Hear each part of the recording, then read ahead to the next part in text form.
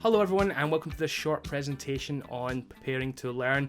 My name's Richard Scott and I am a lecturer in the Arts and Humanities Department at Ayrshire College. To be more specific, I work within the Media Department of the Arts and Humanities Department.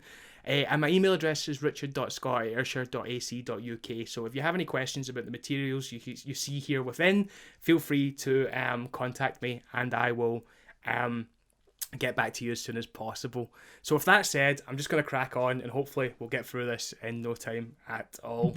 So I'm going to start by talking a little bit about what exactly Preparing to Learn is. So Preparing to Learn is a series of lectures that I produced, really focused on essential learning skills, so bedrock skills that were applicable to multiple disciplines and that I felt that if mastered, would improve a student's short-term success within our course, but also their long-term ability to reskill and to retrain as they go, for reasons which will become clear as this presentation goes on. And my plan is to deliver them within the guidance slots of the college, and I called it a learning pathway, which is just a name I nicked from LinkedIn, because I felt like because they were uniform and because they're all sort of driving towards the same aim, I wanted to give it some kind of cohesive feeling about it. So that's kind of the purpose behind that. In this presentation, we're going to do a couple of things. We're going to look at the background and context. So, how what happened last academic year influenced the development of these lectures and classes. And also, we're going to look at a little bit of the wider context as well behind, society and education and why I feel that these are important right now, essentially. And then I'm going to talk to you a little bit about why I think it's, a good idea, essentially. And then an overview of the learning materials. I'll also say right at the very beginning, this is not anything revolutionary. If you're expecting, VR or anything like that's not what this is about. It's very much in the opposite direction. This is about traditional skills that may be being lost a little bit and that I want to bring back to the forefront and how we might be able to do that. So that's kind of the plan. Okay, so with that said, let's crack on. So, it's in the rearview mirror now, but I still think it's impossible to talk about this material without talking about the 2020-2021 academic year. So it was a very challenging year for everybody, obviously. And there were certain things about my own practice that I learned last year. Like in a nutshell, there were a lot of the things that I enjoyed doing about teaching, the sort of the human side of it was gone, which was quite depressing. It was how to process that information, but all that experience. But also, I noticed that a lot of the weaknesses I have within my practice, specifically my time management skills, were lacking, and they were tripping me up over and over again in a way that had never really been a problem in the real world. So it was something that I wanted to tackle and to deal with. So I started looking into time management courses, and I found one on LinkedIn Learning, which is a resource from the college, and I did it and I absolutely loved it. It was revelatory to me in terms of its information, and so I started using that, and I felt that my process and my day was getting better as a result of it. And that was something that really got me thinking, because if you have poor time management skills, very rarely does someone say, you've got poor time management skills, here's how you deal with it. They'll just say, you've got poor time management skills, and then wander off. So what that made me think was, how many people, through no fault of their own, essentially, don't know how to manage their time. That was the sort of initial idea. And then that sort of blossomed out into, well, how many other skills do we identify as being essential, important to, successful education, being successful in work, being successful in life, but we take them for granted, and that we don't necessarily pass on the information. So that was something that I really wanted to focus on. And that's kind of really what happened. I started to go like, well, what are my priorities within education? What are the skills that I really want to get across to the students? What are the ones that will help them the best in the future? So that became one part of it. And then the other part was our relationship with technology and how that is obviously evolving at a rate of knots. And that will be for good and for ill. I'll say up front that this is not an anti-tech presentation by any stretch of the imagination. I'm a big fan of technology. I'm sitting surrounded by it right now. Chances are you're watching this presentation on YouTube. I run a YouTube channel, so I'm not anti-tech in any way, shape or form, but it's also undeniable that it has some negative impact on our student set and indeed us as people that I think needs to be addressed. So I'll talk a little bit about that as well. I also started with the academic year in the background, I also started looking at the future a little bit as well. And one of the things that was a key document in that was the Skills 4.0 paper by Skills Development Scotland, and its focus on what it refers to as meta skills. Now, if you've not read the document, I highly recommend you do. It's really sort of informative about what they believe is going to be important for our students going forward. And one of the things that I thought was really interesting about it was a lot of these fundamentals in terms of having those fundamentals would make them flexible essentially for the future. And one of the unwritten things in the document, which is also undeniably what the document about, is the kind of future which we're building, which doesn't necessarily sound like that great a place to live.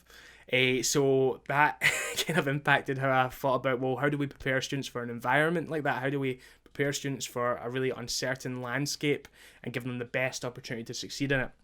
The result was that I ended up producing a series of materials that are based around fundamental learning skills. So things that aren't so much applicable just to filmmaking.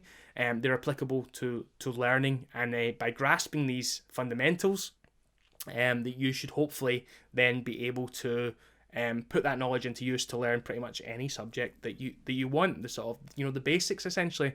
And as I've said already, there's nothing revolutionary about what I'm suggesting here. It's this is really back to basics in a way, but in a way hopefully that is going to be entertaining and engaging for students, and that they'll get some value out of. So yeah, that's kind of the rub. That's kind of the backstory about where the materials come from. Now, I also, when I started looking into this, I looked a little bit further afield and started to look at sort of educational and societal trends. Now, I'm not going to drill down on this too much because I don't think there's mass benefit to do that here in this presentation. But if you want to talk about it further, again, I'm more than happy to. I find this subject in particular fascinating. But key trends that I noticed from my reading were, number one, IQ scores are in decline, productivity is in decline, resilience is in decline, and communication effectiveness is in decline. Now, what's interesting about that to me is these are all the skills that Skills Development Scotland have highlighted as being essential for the future, yet they're all massively in decline. And one of the things that I want to really signpost here is this is not geared towards just students. This is across the board. This is all of us that we're talking about. The productivity research comes from workplaces. IQ scores have been in decline since the 1970s. So these are not just student issues, these are everybody issues that I think we have to at least acknowledge and start to look at potential solutions to. And there already are some proposed solutions out there. So from my reading, I identified a couple of things that I felt were relevant, and they've kind of gone into the lecture material that I've produced. So number one is an emphasis on single tasking. So multitasking, is an often sort of vaunted skill, but a larger body of research is now beginning to exist that suggests there's no such thing, and that by focusing on singular tasks and doing them well and in a focused manner, you actually get a lot more done. So that's something that I took forward, and that's the time management and organisation portion of the preparing to learn stuff. Identifying relevant technology. So again, much of what I've done is about realigning how we view technology. Not again to say that it's all negative, but how do we focus in specific parts of technology and specific things that we want to use? There's loads of interesting studies being done on this at the moment. Workplaces that have given up on email, for example, and gone back to more traditional forms of communication, and seen sort of exciting results off the back of that. There's schools in Silicon Valley, top schools, which now don't allow computers in the classroom unless it's for machine learning, so coding. So there are people starting to reevaluate this relationship we have, and the big one, the elephant in the room, is social media, which is undeniably, people don't like to talk about it because I guess so many of us are addicted to it. I'm addicted to it. I think we all have some kind of a relationship with social media that is maybe a little bit closer than it should be, but it's just undeniable. The links are there between social media and the impact on young people's mental health, their relationships, their work ethic, everything. So without really talking about that or tackling it, it makes it very, very difficult to to look for solutions, I guess, because you're kind of ignoring the elephant in the room. Now, this is not going to be a series of lectures just bombarding students about why social media is bad for them. That's not the point, because social media is also incredibly powerful and useful in some other ways, but it's just being aware of it in the background of the materials. So that's part of it. Researching deep work techniques. So Cal Newport, who that quote is from on the screen, Cal Newport wrote a book called Deep Work, which is essentially about crystallized learning, how to consume more information and learn in a much more focused way, and making sure that you've not just got a superficial surface understanding of things, but a little bit more a deeper understanding of things, hence the name. And then finally, mindfulness training, which we're quite familiar with at the college now. Mindfulness has become a big part of our supplementary education services, and there's the science there to back it up. So mindfulness has been another thing that's been proposed within the wider world to combat these issues. All of this is relevant, and all of it has gone into the materials, but like I say, it's not the be all and end all these sort of issues, but it's just something that I felt was background information that shaped the material that I produced. And all of this has led to a sort of hypothesis on my part about what I believe I need to do in the future to improve the students' opportunities and likelihoods of success going forward. So the first thing I think that we need to do is prioritize these core learning skills. And then the second thing is establish habits and routines which predicate success. Again, from my reading, one of the things that you notice is that people who establish these solid habits and get into positive routines are able to achieve not just in one field, but in multiple fields of study, or multiple fields of work. A person that we bring up a lot in the media department, and surprisingly it's not anything to do with media, is Arnold Schwarzenegger. So Arnold Schwarzenegger is an incredibly successful actor, but he was also an incredibly successful bodybuilder. He also made his first million through real estate. He also became governor of California. Now, what that suggests to me is that not that he just has one skill set, bodybuilding or being muscly. It suggests that he has multiple processes and habits which allow him to achieve whatever he puts his mind to. So Arnold Schwarzenegger is a great example of someone who has core processes which impact their ability to succeed no matter what they put their mind to, which I think is cool. By doing this, I hope that we'll not only improve short-term success, but also long-term success for our students. So yes, the goal is always, to a degree, is retention, success, and students passing. But this also will hopefully help them achieve more in the future if they can fall back on these processes when they require them, these skills. Then their likelihood of success in the future when things change or anything happens is obviously elevated. So what are the challenges? Well, there's two major challenges related to this specific plan. Number one is time constraints. There's never enough time. There's not enough time for the materials as there is. So I'm now cramming more onto the course. I'm going to do it in the guidance slots, as I said, and I don't think we can afford not to do it, essentially. That's why I'm doing it. I feel like if we get these right and they have an impact, then we'll actually make our job easier down the line as well. So that's another reason that I want to put it on. So saving work at the beginning might save time at the end. Who knows? I'm still at the sort of the founding stage. And then finally, fostering a passion for learning fundamentals.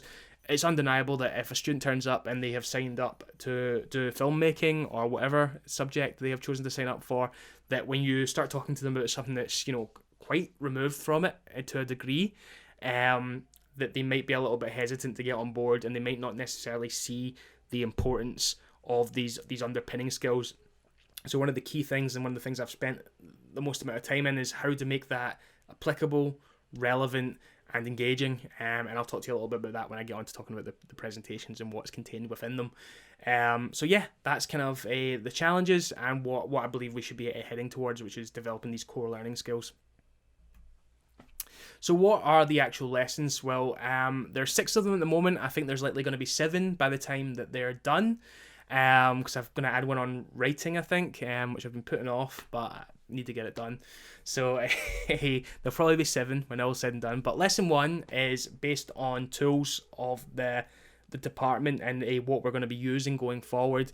So again, this is about relationships with technology. So it's not about just saying, we'll look at all these things we've got and having a superficial look at, say, a Outlook, Office 365, Forms, ClickView, Teams, My Learning, all these different things. Okay, a superficial look I don't think is beneficial to them. I think it's better for us and for the students if they focus on a couple of key ones and they master them and they have a deeper understanding of them. So the ones that I've chosen to look at are, number 1 is Outlook, particularly with regards to how to use the calendar to organise and set deadlines for yourself. And number 2 is email, in terms of how to process email when it comes in, and how to archive information and stuff like that so you don't lose anything. And again, how to establish some core habits which will hopefully, when to check your email, when to and when not to, which will hopefully improve their experience throughout the year. We're also going to look at Open Athens, because that's going to be relevant to our research portion, and again, getting information from good sources and teaching people the difference between a quality source and a rubbish source. And My Learning, because My Learning will be the fulcrum, or the base for everything that we produce materials wise. So we're going to introduce that as well. So again, the process here is looking at 3 key ones rather than the whole gamut of educational technology out there. It's not to say that other ones aren't good. It's not to say that someone else might want to use something else. That's absolutely fine. But just by focusing on these 3 at this beginning stage, I think we can have a real impact. So that's kind of my plan. Lesson 2 is focused on time management and organization. So most of the time with these lessons, going forward from lesson 2 onwards, there's a little bit of time spent emphasizing why something's important, not just telling people to do it, but emphasizing why it will have a positive impact on their life, and essentially trying to sell what you're asking them to do. It'll talk a little bit about prioritization and processing in time management. So how do you set priorities to make sure that you're getting things done in a proper order, and that there's some logic to how you're approaching your tasks. And then also processing, and I think processing was when it was at the fulcrum of a lot of the problems that I had this last year, which was, I like to make myself quite accessible to students. So, I tend to take information from wherever they want to give it to me, and that works fine when you're in the class, if they're just shouting over to you, or they're catching you in the corridor, or they're sending you an email, whatever. But when I did that this year, what I found was there were so many collection points that I was being stretched far, far too thin. It was becoming very difficult to manage all the different requests. So, for example, people were emailing me, so that's the most obvious one. They were also calling me, they were also messaging me, they were also leaving messages on the team's main page as well as private messages. Requests were turning up to my social media. They were emailing and messaging and phoning around the clock, and all of this is unsustainable. So it's about really putting in place sort of processing rules and regulations for yourself that will allow you to improve how you take in data and what you do with it. We'll also talk about the myth of multitasking in the time management and organization presentation. So again, tackling that idea that doing multiple things at once is a good thing. One of the big stories of this year for me was, this was after I had done the time management course, so I recognized it when I saw it, was that we have a great student who was on our HNC, and she was close to dropping out.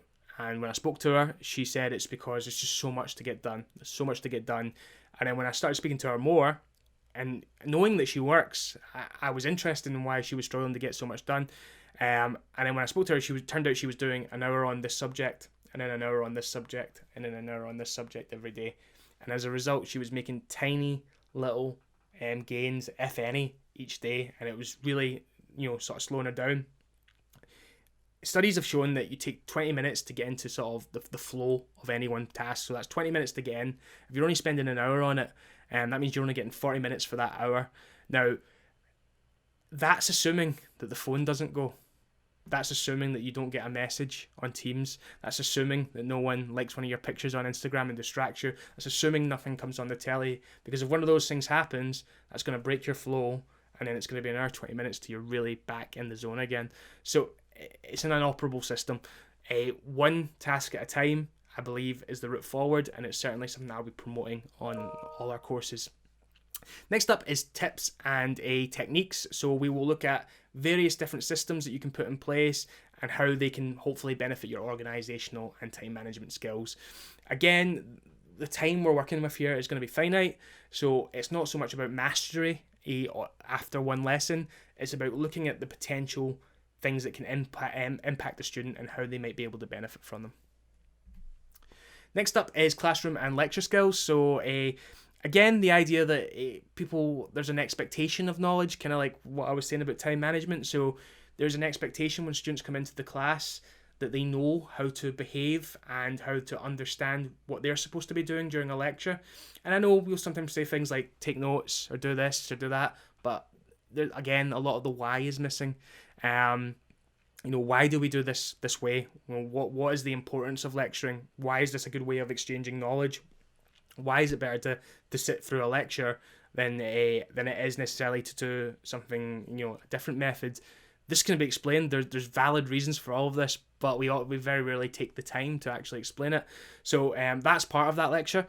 But also we'll focus on active listening and critical thinking, which are, again, two skills that I think are really, really important for students, and making sure that they understand that a lecture is not a spectator sport. They're supposed to be engaged throughout. It's not about waiting for the lecturer to stop talking so they can start working. They should be working throughout that lecture.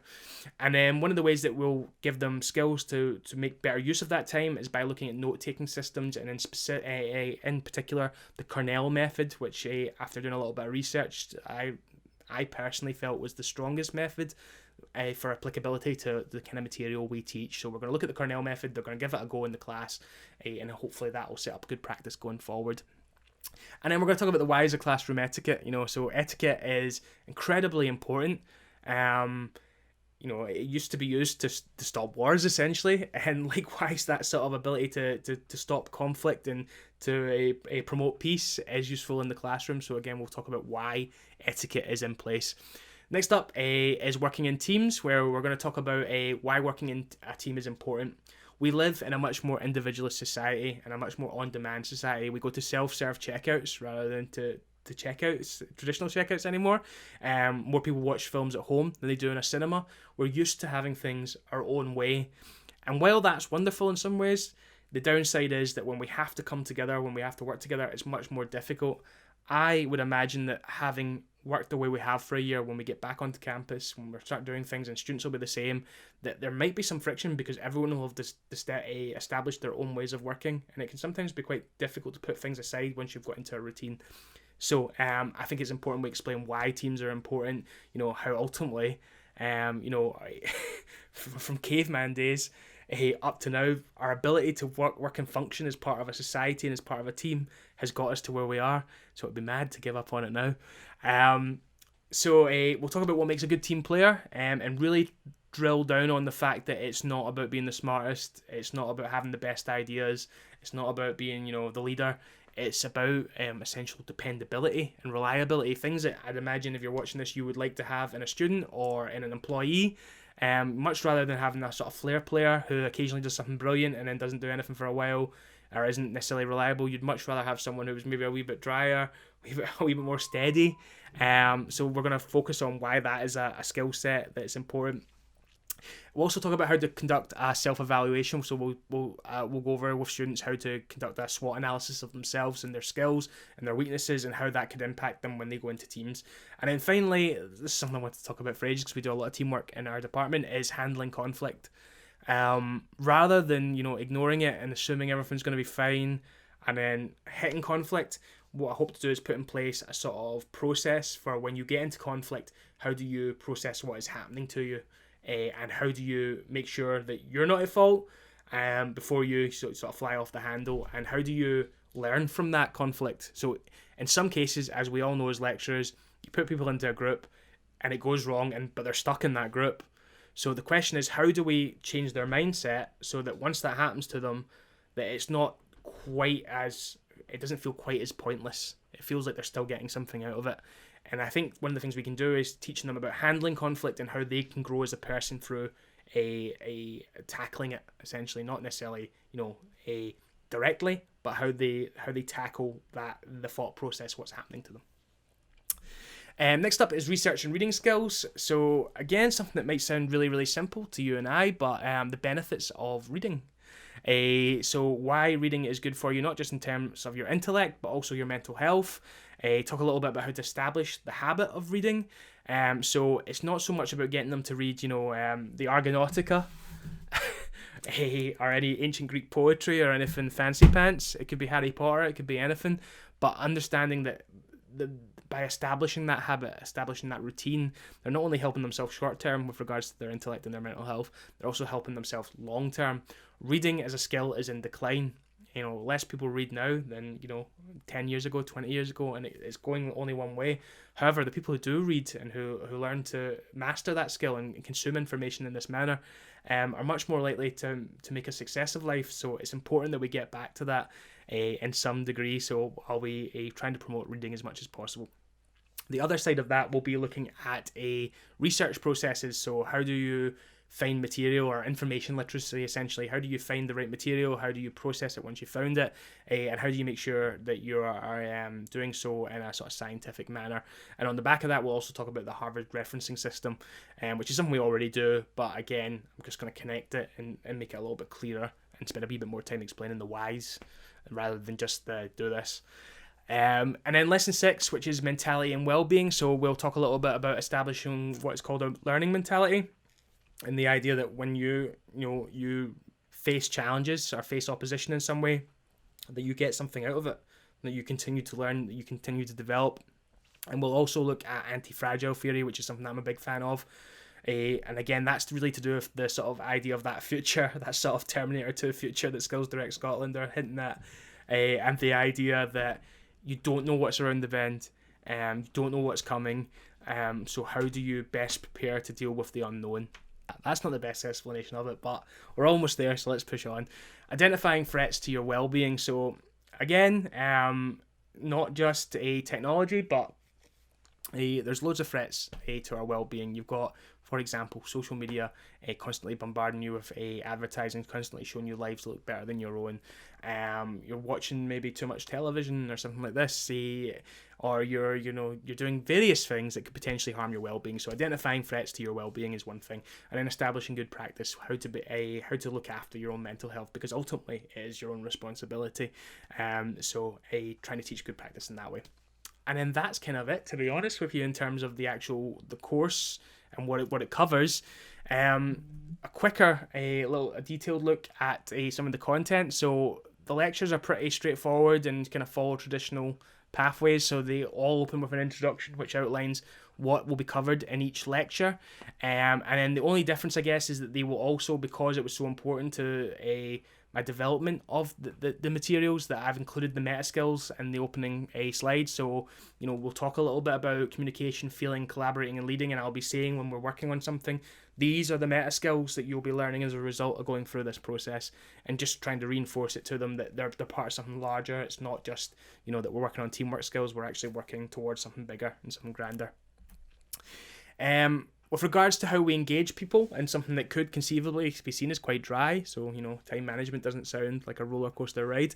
There's 3 different ways that approach this. Number 1 is a traditional one, which is activities, and the activities range in their sort of scope and what they hope to achieve. In some cases, it's just about getting people to think. So, for example, in the reading lecture, there is a sort of an activity which asks you to work out how many books you read a year, and then work out the average lifespan of someone, work out how many years you've got left, and then work out how many books you'll read in the entirety of your life. And it's not really aimed at going like, oh my god, I'm only going to read 80 books or whatever. It's about getting you to think about whether that's enough. Imagine all the books you might want to read. Will you get them done in your lifetime if you're only reading one a year or one every 2 years? And try and get people to think. Whereas other ones are much more direct, like the Cornell Notes one, which will go through the Cornell system and then get them to apply it. So that's something much more applicable and less sort of nebulous. A way that I learn particularly well is through parables and stories. So I've tried to include that where possible on the course. I think that is one of the sort of strengths of this the materials that I've made and how they maybe differ a little bit from what is previously existent. That I can hit someone over the head with facts after facts about why something's good for them. But if you tell a story about someone achieving or how they use the skill that you're promoting to get to where they want to get, it's going to be obviously, the narrative nature of it makes it easier to remember, and you learn the life lesson as a result. So I've spent a lot of time picking people, and this is what's probably taking so long for lectures, to be honest with you, trying to identify a key people throughout history that I feel exude the skills or exemplify the skills that I'm trying to get across to the students. So we look at people from a range of backgrounds, from ancient Greece forward. So we're going to spend some time with Seneca, with Alexander the Great. We're going to spend some time with Babe Ruth, the New York Yankees baseball player, Winston Churchill, Michelle Obama, Barack Obama. Who else do we look at? Vince Lombardi. Who else is in there? There's loads of people in there. Martin Luther King. So a range of different people who have used the sort of skills that we're sort of highlighting and sort of trying to put in little narratives almost that sort of underline the point, which I think is a good way of going. And then there's also quotes throughout the presentation as well, with people talking a little bit about how to make sense of why these are important. So in this case here, we've got a quote from Vince Lombardi that says, "Individual commitment to a group effort, that's what makes a team, a company, that's what makes a team work, a company work, a society work, a civilization work." So something like that really underpins in a really concise manner and a realistic manner as well. This is somebody who, is living in the real world, why these skills are important going forward. So that's the other little thing that I've done to hopefully try and foster interest. The support materials, so there are sort of paper handouts that go with this. You'll find digital copies on the My Learning page associated with the Preparing to Learn. There will be a range of next steps links. So the conclusion to each presentation has a slide that says next steps, which is about how to develop your learning on this particular subject further. So there'll be links to videos and reading material which sort of builds upon what I was talking about in the lecture. And then for teachers, if you've got the time, there is also a dedicated LinkedIn Learning Path which covers the content of a lot of the lessons. So when I was researching this stuff, I did a lot of LinkedIn Learning courses, and what I've done is I've taken a note of them and highlighted ones that I thought were also useful, and I've put them into this one big learning path, which you can do if you so wish. It's pretty extensive, though it's quite long. I'll probably trim it down before it's done. But yeah, that'll be there too. And then I thought I'd finish off by talking a little bit about what this is and what it's not. So let's start with what it's not. It's not new knowledge. I'm aware of that. This is an exercise in resurrecting old knowledge, and the idea that there's some core principles that in the sort of hubbub and the busyness of modern life maybe we're forgetting about, and the sort of urge to get things done, maybe something is slipping through the cracks. And this is an attempt to sort of try and gather that information and go, well, let's hang on to that because it may be useful. It's not a one-stop solution. Time constraints are real. A one lecture on time management is not necessarily going to have an impact on your time management. So the way to approach this, if you decide to deliver it, is that you deliver, say, a lecture on time management in that guidance slot, but you have to then reinforce it when you're in your other classes and going, well, why didn't that work out, time management? Oh, did you try that technique from what we talked about? Or have you done this or you've done that? And again, it just gives you that little bit more information and background, and the idea that you're not just saying to someone you need to work on your time management skills, and because you're busy and because they're busy, it never happens. It's about trying to make that space available to get that done. And then finally, it's not the finished article. By the time I'd finished making all these lectures, I realised that there's a deeper level of learning processes which needs to be tackled as well. So ultimately, in maybe 2 years' time, this will look completely different again and be much more basic. And what it is, well, it's a start. That's all I'm aiming to do here, is make a start on getting these core skills back into the curriculum in a really direct and obvious manner. It's not that they're not there already, but often they're hidden behind other things. And maybe that's, while beneficial in some ways, because it means the students are learning it without going, oh, I'm looking at researching or that. I'm just doing what they're doing to get to where they want to get to. I feel like, again, it's just a personal feeling, that I feel that this is important now, that we're actually saying, this is how you research. this is how you manage your time, this is how you look after your mental health, and being a little bit more direct about why these skills are important and how they can not only help them achieve their short-term goals, but their long-term goals as well. And we have to try. So here's a quote from Alexander the Great, which is, there is nothing impossible to him who will try. I feel like it should be he who will try, but I looked at a few different sources and it seemed to be him who will try. So that's what I feel. I feel like we should just make a start. So, thank you very much if you've sat through this. This must have been a killer for you. But if you have any more questions, like I say, my name's Richard Scott. It's the Arts and Humanities Department is where I call my home. And you can email me at richard.scott@ayrshire.ac.uk if you have any more questions. Thank you very much, and I'll speak to you soon, hopefully. Catch you later. Bye.